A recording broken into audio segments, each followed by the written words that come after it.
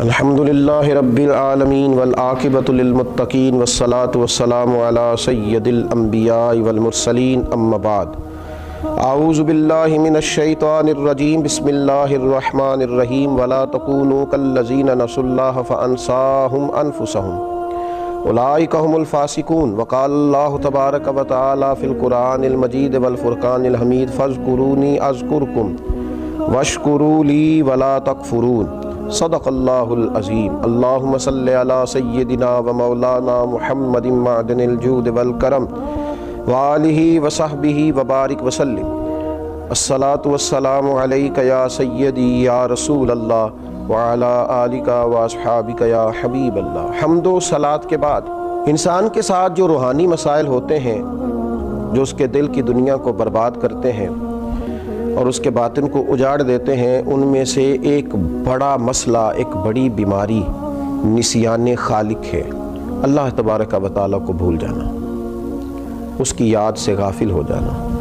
نسیان خالق کا مطلب ہے کہ اللہ تعالیٰ کی اطاعت اور فرما برداری کو ترک کرنا، حقوق اللہ کو فراموش کرنا، اللہ کی یاد سے غفلت برتنا، اس کے ذکر کو بھول جانا، دعاؤں کے ساتھ زیادہ دلچسپی نہ رکھنا معاذ اللہ۔ یہ وہ ساری چیزیں ہیں۔ اس کا مطلب ہے کہ نسیان خالق کر دیا اس نے۔ مخلوق کو تو اس نے یاد رکھا، لیکن اللہ تبارک و تعالیٰ کی یاد سے، اس کے تذکرے سے یہ غافل ہو گیا۔ جب انسان رب کو یاد کرتا ہے نا اور اپنے مالک کا تذکرہ کرتا ہے تو اسے نصیب کیا ہوتا ہے؟ فرمایا فَاذْكُرُونِي أَذْكُرْكُمْ، تم مجھے یاد کرو میں تمہیں یاد کروں گا، میں تمہارا تذکرہ کروں گا۔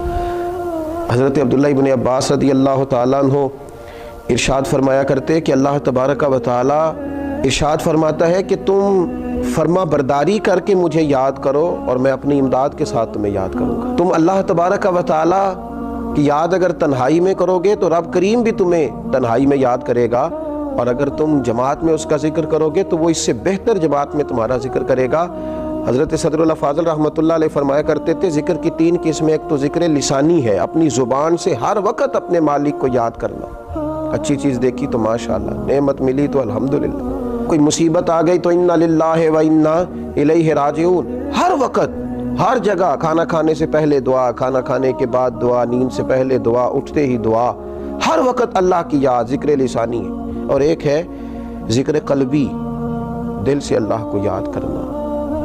ہمارے اوپر رب تعالیٰ کی جو نعمتیں ہیں جو بغیر ہمیں مشقت کے ملی ہیں ان کا احساس کرنا، یہ ذکر قلبی ہے۔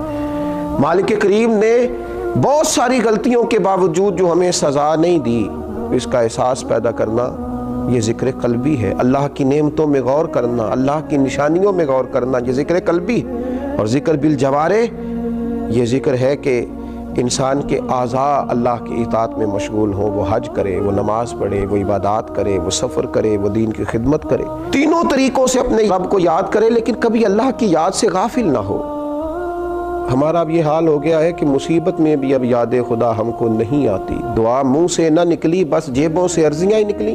ہم دیکھتے ہیں اتنے میرے تعلقات ہیں، اتنے میرے وابستگان ہیں، اتنا میرا لوگوں کے ساتھ اٹھنا بیٹھنا ہے، میری مشکلات حل ہو جائیں گی۔ ہمیں اللہ تبارک و تعالیٰ کی طرف اپنا رجوع کرنا چاہیے، ہمیں اپنے رب کو یاد کرنا چاہیے، ہر وقت اپنے مالک کا تذکرہ ہماری زبانوں پر ہونا چاہیے، ہمیں ہر وقت بھروسہ اپنے رب کریم پر کرنا چاہیے۔ قرآن مجید میں اللہ تبارک و تعالیٰ نے ان لوگوں کا بھی تذکرہ کیا ہے جنہوں نے کھایا اللہ کا پر اللہ کو بھلا دیا، رہے رب کی زمین پر رب کو بھلا دیا، جنہوں نے معاذ اللہ اللہ کی نعمتوں کو استعمال کیا پر اللہ کو بھلا دیا۔ رب نے اولاد دی، دولت دی، جائیداد دی، عزت دی، وقار دی، سانسیں دیے۔ اللہ تبارک و تعالیٰ نے دنیا کی ہر نعمت سے نوازا پر وہ اللہ کو ہی بھلا گئے، اس خالق کی یاد ہی چھوڑ گئے، اس کا تذکرہ ہی چھوڑ گئے۔ تو اللہ کریم نے فرمایا وَلَا تَكُونُوا كَالَّذِينَ نَسُوا اللَّهَ فَأَنسَاهُمْ أَنفُسَهُمْ، ان لوگوں کی طرح نہ ہو جانا جنہوں نے اللہ کو بھلا دیا، ان کی طرح نہ ہو جانا جو اللہ کو بھلا بیٹھے۔ فرمایا فَأَنسَاهُمْ أَنفُسَهُمْ، پھر اللہ نے انہیں ان کا اپنا آپ بھی بھلا دیا، پھر وہ کھو گئے، غرق ہو گئے دنیا کے جھمیلوں میں، الجھ کے رہ گئے دنیا کے معاملات میں۔ فَأَنسَاهُمْ أَنفُسَهُمْ، اللہ نے انہیں ان کا اپنا آپ بھی، وہ خدا فراموش ہوتے ہوتے خود فراموش ہو گئے، کھو گئے، لوٹ کے آنے کا راستہ ہی نہ ملا۔ اتنے دنیا کے اندر مست ہوئے کہ الہاکم التکاثر حتی زرتم المقابر، اتنے غافل ہوئے دنیا تلاش کرتے کرتے کہ قبروں کا منہ دیکھ لیا۔ ان لوگوں کی طرح نہ ہو جانا جنہوں نے اللہ کو بھلا دیا، پھر اللہ نے انہیں ان کا اپنا آپ بھی بھلا دیا۔ اولئک هم الفاسقون، رب فرماتے ہیں یہی تو لوگ ہیں جو نافرمان ہیں، یہی تو فاسق ہیں۔ نیکی ہم پر کوئی دوست کر دے، اس کے شکریہ ادا نہ کریں، بگڑ جاتا ہے۔ ماں باپ کئی جگہوں پہ اپنا احسان بتلا کے کہتے ہیں کہ تو میری فرما برداری کیوں نہیں کرتا۔ اساتذہ اپنے حقوق کی بات کرتے ہیں، ہمارے بڑے اپنے حقوق کا تذکرہ کرتے ہیں۔ سب سے بڑا احسان کرنے والے تو اللہ رسول ہیں، لیکن ہم نے رب رسول کو ہی بھلا دیا۔ مہینوں بیت جاتے ہیں عبادت کیے ہوئے، معاذ اللہ مہینوں بیت جاتے ہیں تلاوت کیے ہوئے، اس کی بارگاہ میں ہاتھ نہیں اٹھائے دعا کے لیے، استغفار نہیں کیا۔